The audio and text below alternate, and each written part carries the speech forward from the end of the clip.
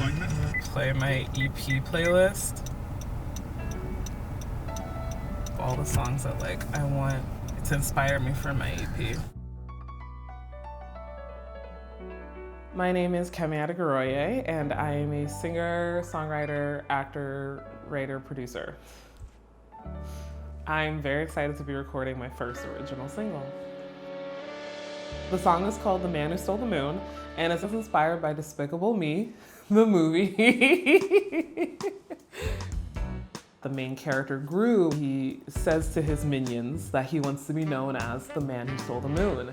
When I heard that, I turned to my friend and I said, that sounds like a song.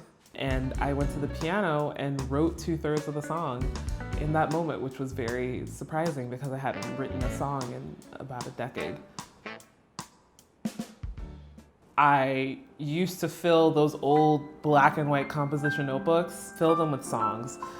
You know, I was very prolific for a 12-year-old girl. But at some point I told myself that I couldn't continue as a songwriter because all the performers and all the songwriters I loved had been through these really dark, traumatic periods in their lives.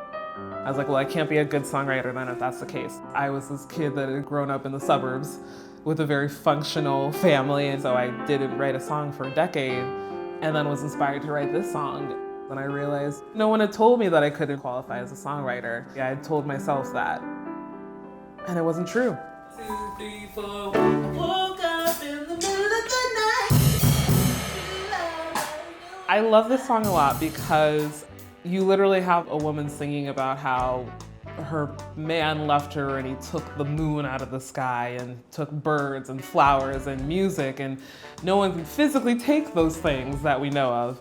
But there's still a kernel of truth in it. Like when you've had your heart broken, well, the moon might as well be gone out of the sky. And you know, someone can take music from you because whenever you hear a certain song, you'll think of them and it'll never just be the song, it'll be a memory.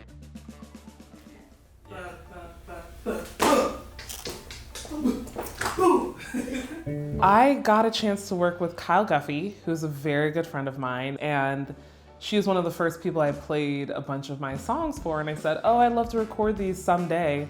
And she said, oh, we should record them this year. And I said, yeah, no, I mean someday. She said, no, I mean this year.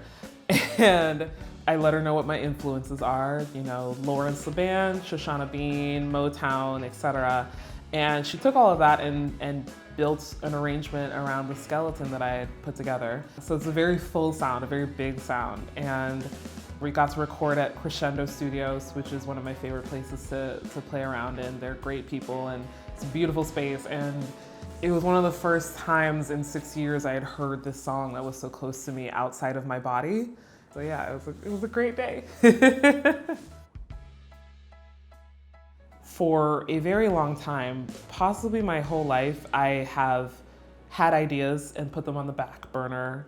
But this is really the first time in my life that I'm actually putting these ideas in motion, and it's just so exciting, it's so thrilling, and it's just the beginning. Yeah.